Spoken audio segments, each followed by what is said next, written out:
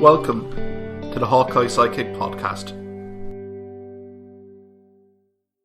We're in the middle weekend of the Australian Open, and we have Michael Martin back to review the action from the past week and look ahead to the latter stages of the Grand Slam. Mike, how are things? Hello, Mark. How are you keeping?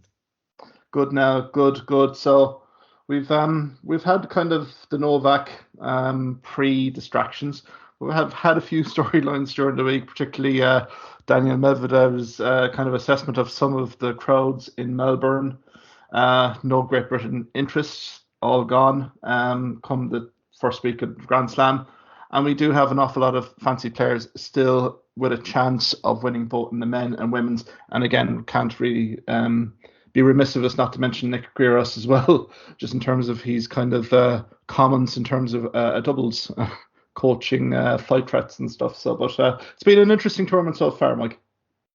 Yeah, it has been. It's as you said, we're halfway there now. As in one half of the draw in the men and the women's are at quarterfinal stage, and the bottom half of both draws are at the last 16. But yeah, a lot of players gone home.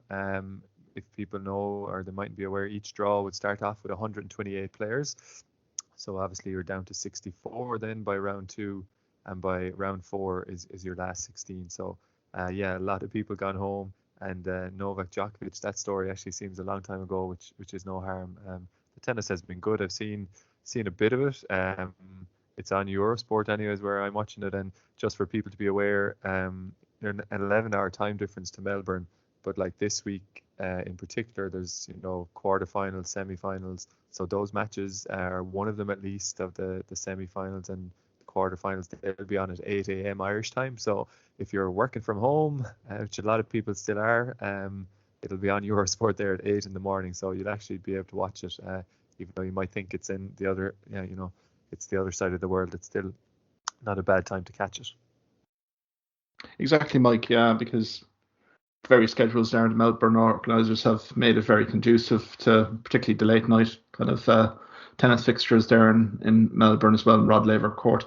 Let's kind of get straight down to it, Mike. Let's kind of look at the men's singles draw at the moment. Any surprises, any kind of standout players for you come to mind?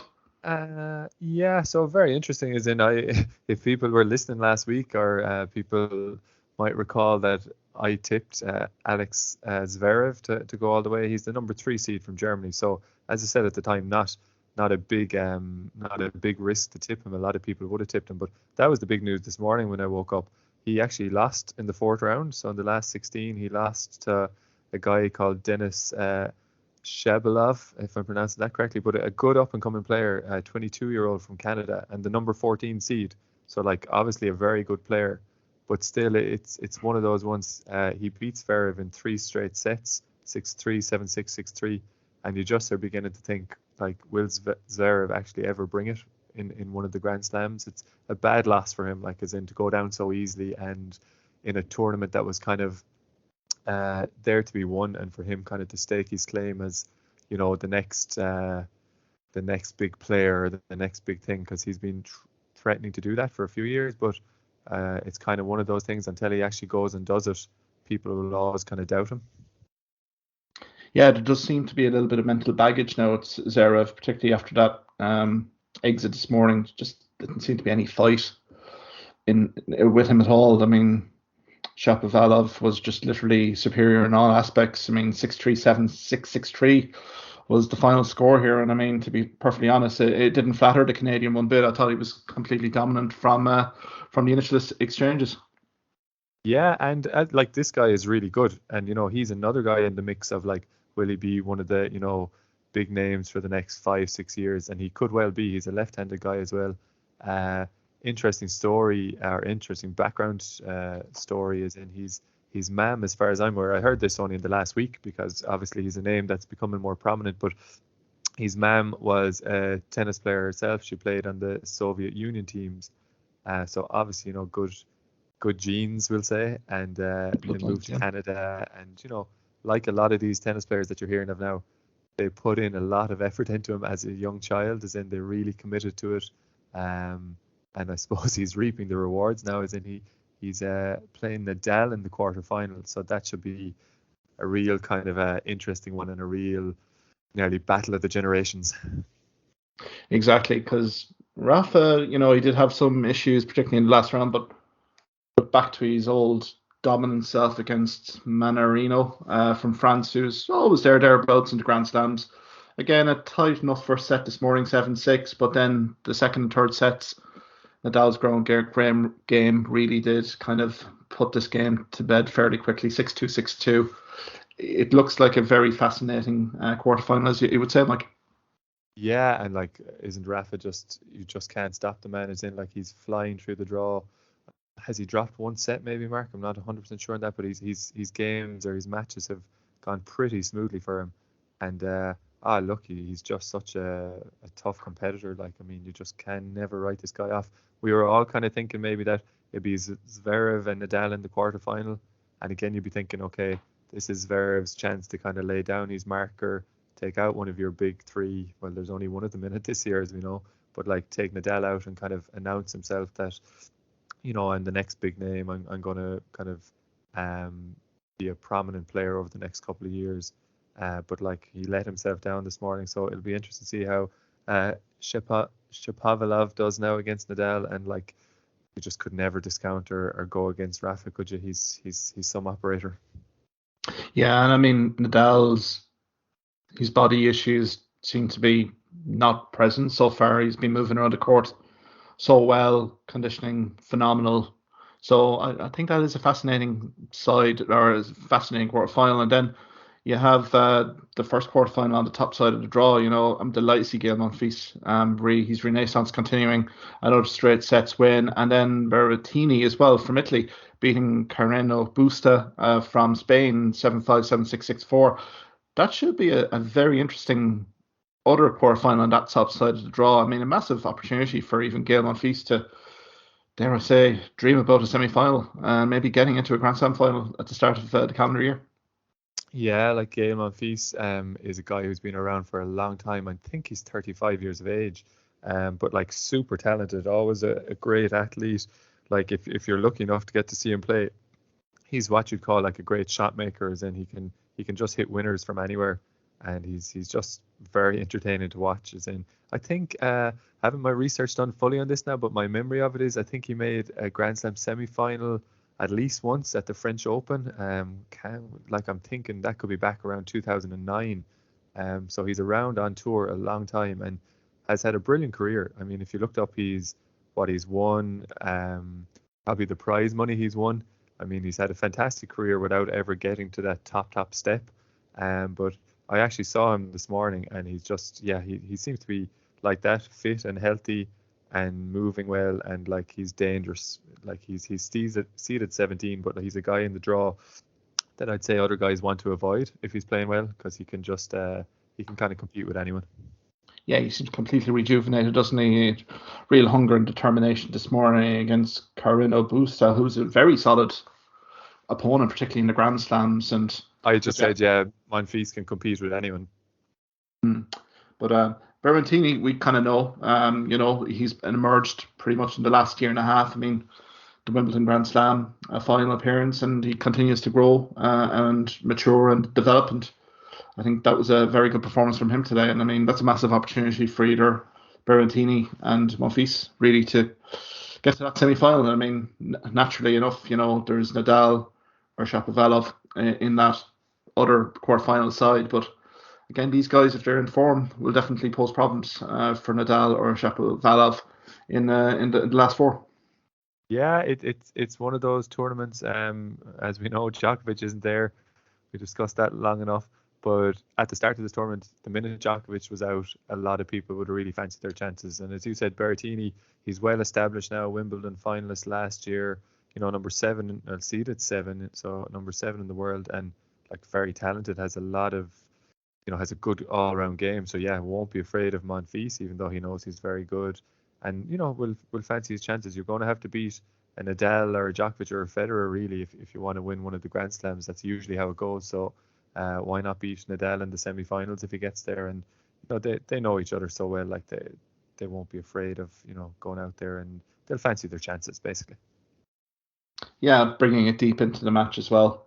think Nadal hasn't really been fully challenged. I think in the last round he did drop a set, but again quickly regained composure and then swiftly kind of completed that round 3 round game victory.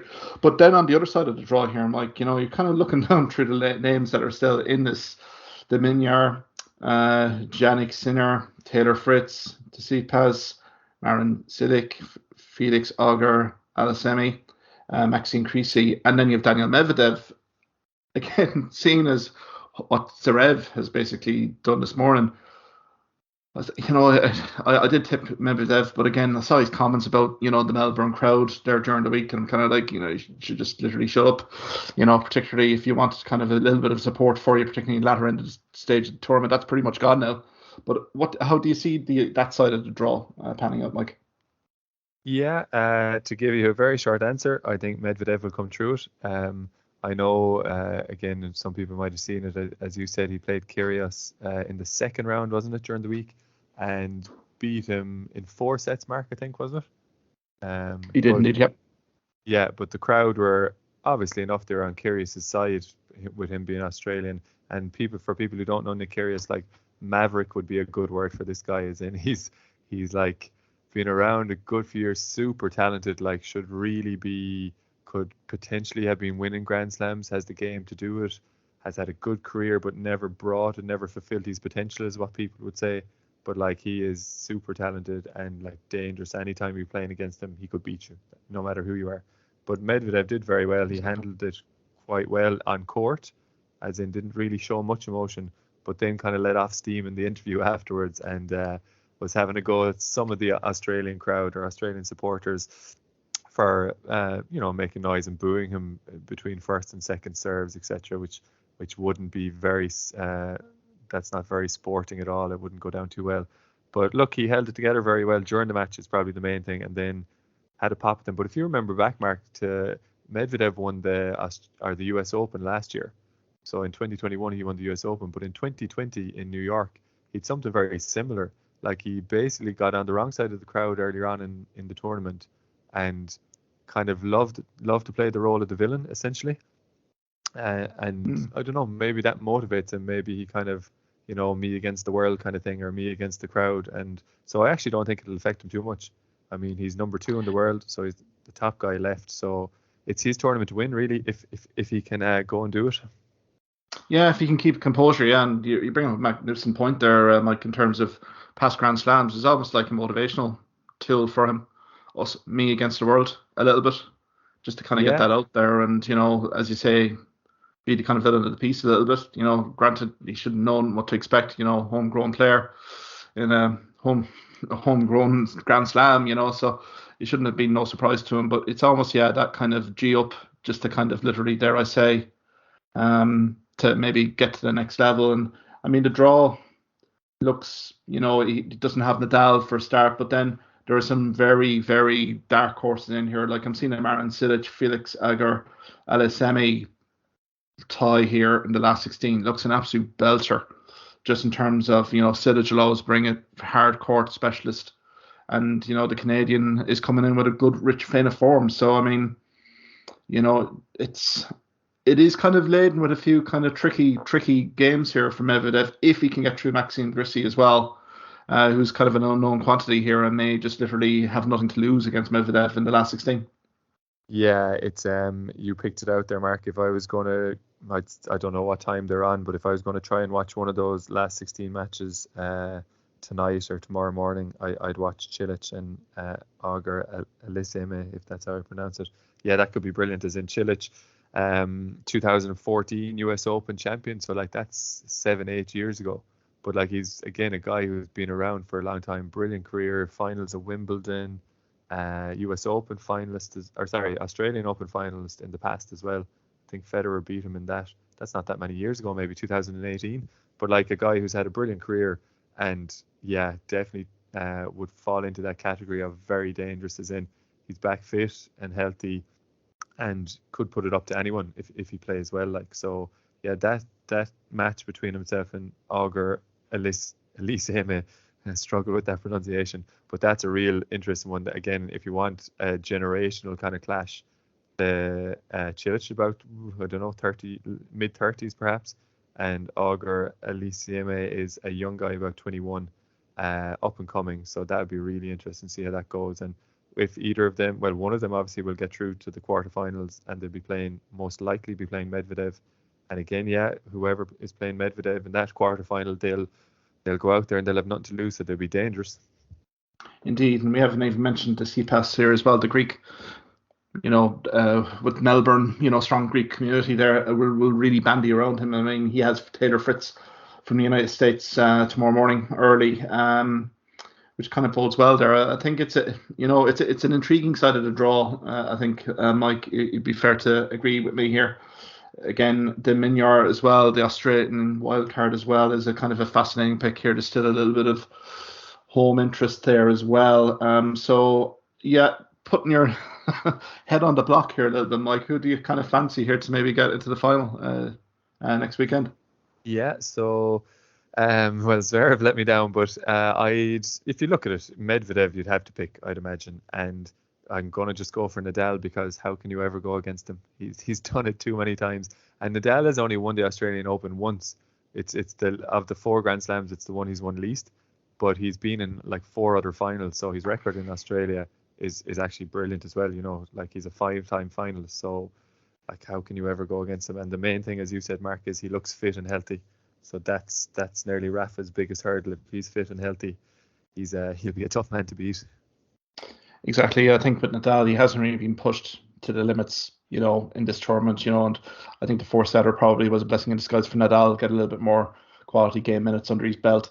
Again, Monfils and Berrettini on that side of the draw, it's going to be a big ask, I think, for either of them. Getting to the semi-final against Nadal. Nadal's kind of experiencing Grand Slams, and his record in semi-finals is exceptional. So you definitely would go Nadal there. And I think I'll just go a little bit different from you there, Mike. Medvedev was my pick, but I'm just... it was very much a 50-50 pick here, and I will probably hesitantly say that side of the draw is Medvedev, but I would not be surprised if he drops one.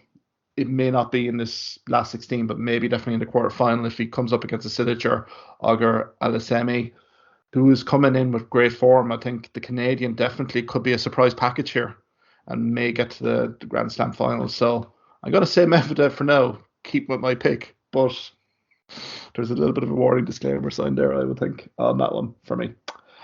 So yeah, with that, maybe we go to the women's draw here, and if we kind of maybe had a little bit few kind of good familiar picks here, fair to say, Mike, the women's draw is absolutely wide open. Yeah, Mark. I mean, we said it last weekend or last week on the podcast. It's just so hard to know. I mean, there's players, and I follow it. Obviously, I don't watch as much tennis as I probably like. It's hard to keep track of all the different tournaments. But of the 32 seeds I had a look at for the women's draw, and like there's a couple of names I didn't even know, I hadn't heard of.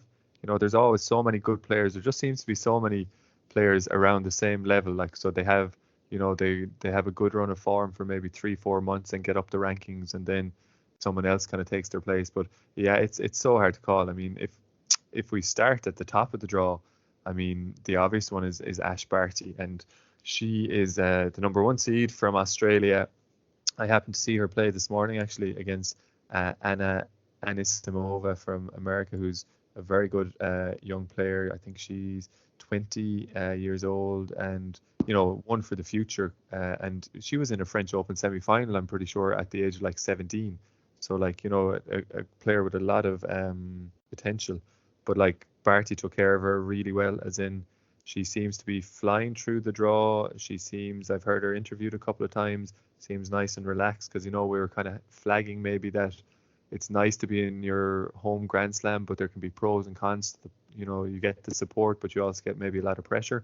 But she's saying all the right things, and she's done everything she has to do so far. So look, she'll face a challenge or two in the quarters and semis if she gets there. Yeah, indeed, Mike. Because I mean, Anisimova, the American, she actually defeated Naomi Osaka, who's probably one of our hot tips for the Grand Slams, in the last round. Marvelous result for the American. I mean, that will be a platform for her this season. But 6-4, 6-3 this morning was an absolute, I think Barty definitely needed that sort of challenge, because the last few rounds have been nothing short than one-way traffic. Has really been kind of hammering home 6-1, 6-1 wins. It's not great for Barty, particularly to toughen her up and test her out. So I think that win this morning was definitely a welcome challenge. And again, she's going to be facing Pegola, is it? Pegola, who's stunned Sakari this morning, 7-6, 6-3. 21 seed here in the Grand Slam. And to be honest with Barty, it could be a dangerous opponent here, given that Pegola may have nothing to lose here, might go for shots early and try to unsettle Barty and the home crowd. Yeah, Jessica Pegula is the lady's name. Pegula. Yeah, Apologies. but she had a very good win. She was playing Maria Sakkari as a Greek woman, but she's a number 5 seed, so she's been around for a good few years.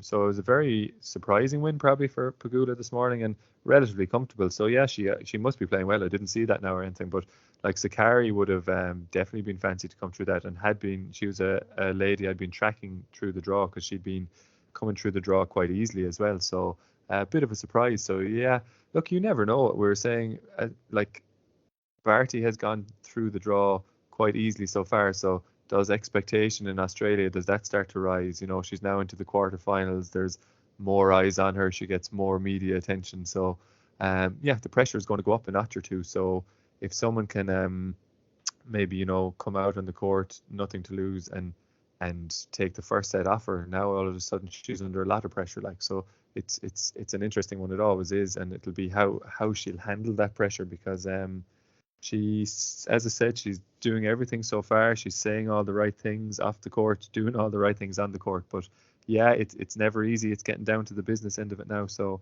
she's definitely going to face a challenge or two. Exactly, because Sakkari as well had, as you said, Mike, been very impressive, but like 7-6 was a very competitive opening set. And again, that 6-3 second set as well, it was just a little bit disappointing with Sakkari, particularly second set. She had her moments to really kind of hammer home a few break points, but never happened. But yeah, that'll be a fascinating one. I think Barty, as you said, she's saying all the right things at the moment in the press conference, but until she is really put to the pin of her collar, I think that's when we're going to really kind of see the true acid test here, and might not come in a quarterfinal, but maybe certainly in a semi-final. You're kind of looking at that top side of the draw. Krejcikova overpowered Azarenka this morning, 6-2, 6-2. And we'll play Madison Keys, who dispatched Badoza, the 8th seed, 6-3, 6-1. And if you look at Madison Keys as well, she beat Kenning, who we kind of tipped last week as well. Not a lot of our tips, unfortunately, Mike, have been going to the wayside. We haven't even mentioned that Angelique Kerber yet. Again, I think that side of the draw kind of looks pretty decent in terms of, Krejcikova and Keys looks like an awesome match in prospect.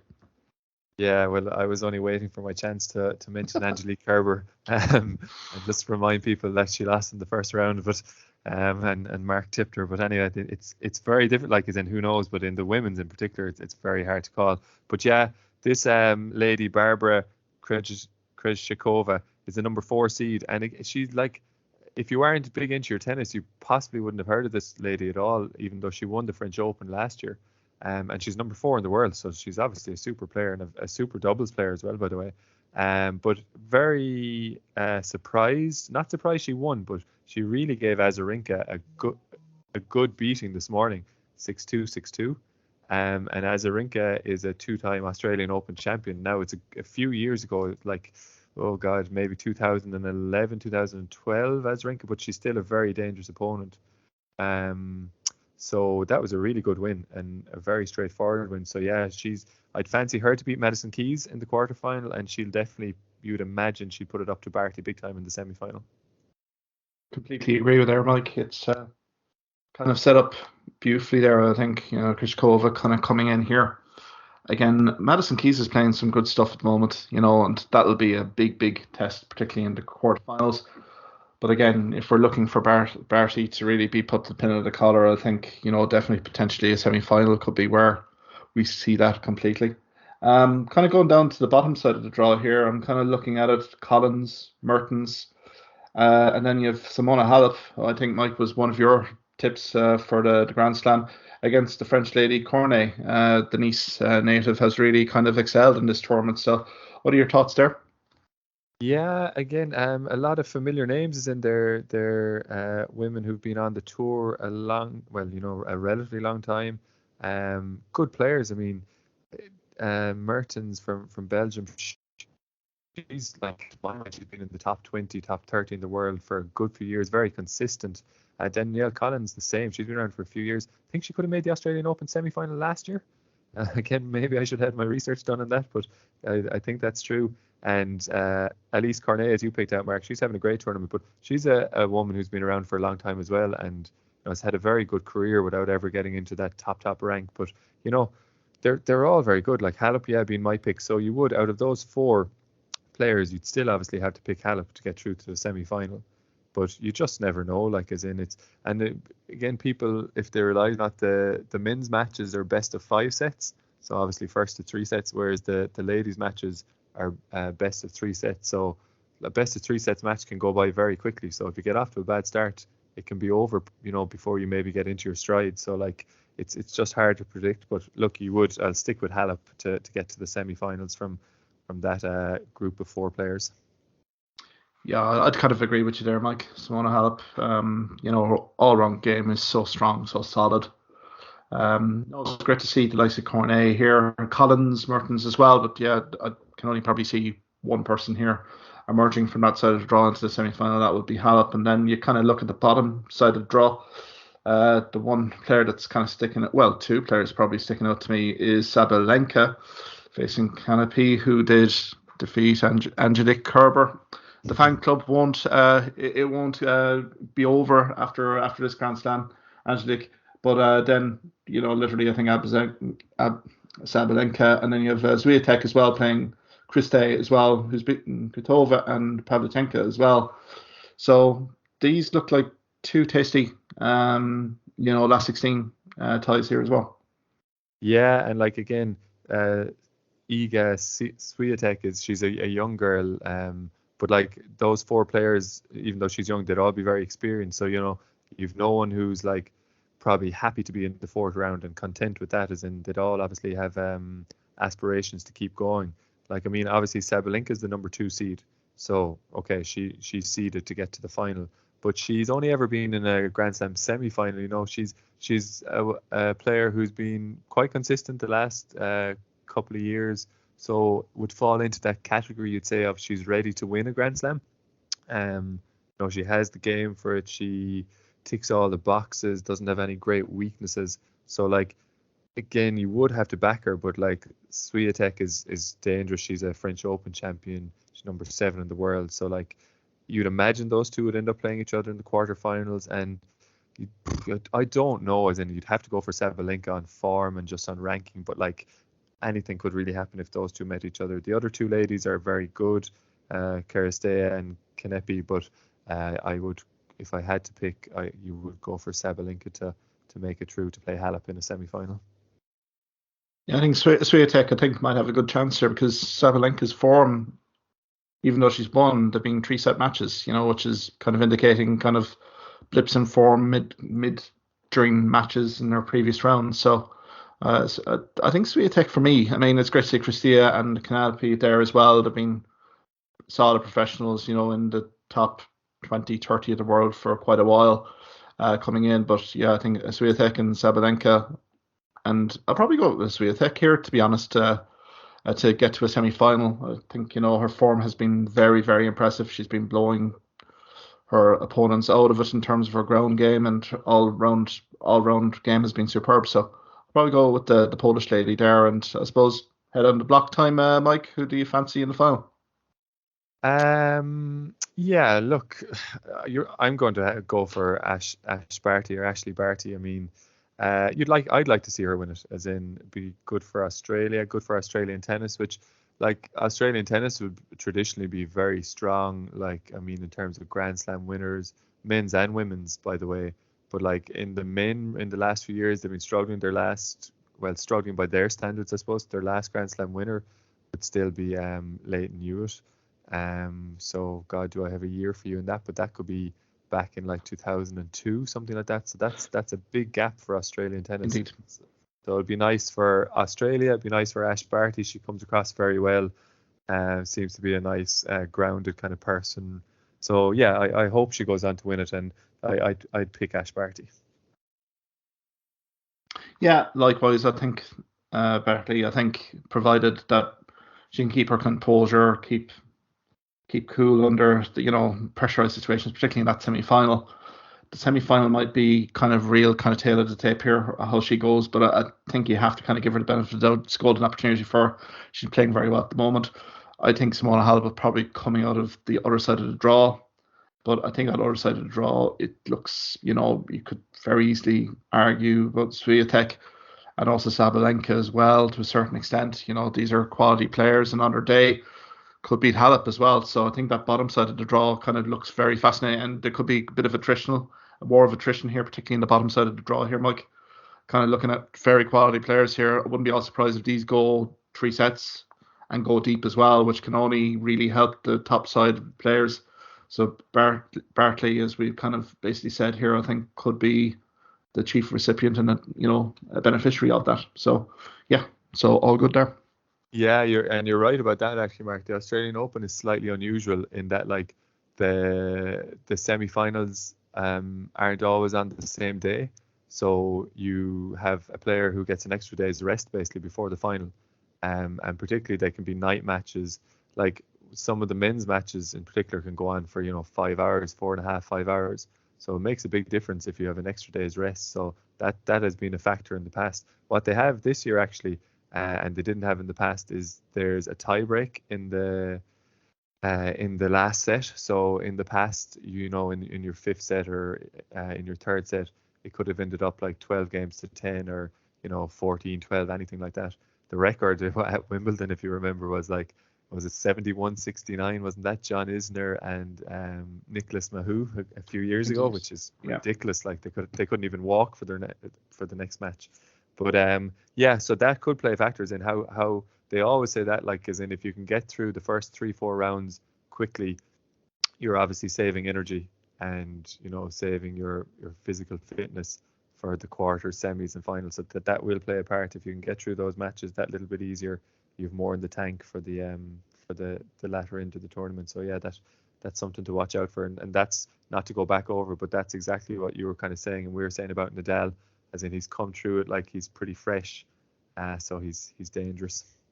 Oh, completely. Yeah, no, had to be said really. Just given the warm weather, the hot weather in Melbourne, you have to minimise the time that you're on court as well. 5-setter matches early doors just doesn't do anything for you in terms of recovery, preparation for your next opponent. So I think that's been key for Rafa as well. I think Rafa, to be honest, is a very strong contender, I think, in Australian Open. But I think the women's draw, we kind of alluded to last week when we kind of talked, the kickoff of the Australian Open was the singles draw of interest, because there's just so many fancy candidates here to kind of get to the final and win it. So I'm kind of fascinated to see how that goes during the week, Mike.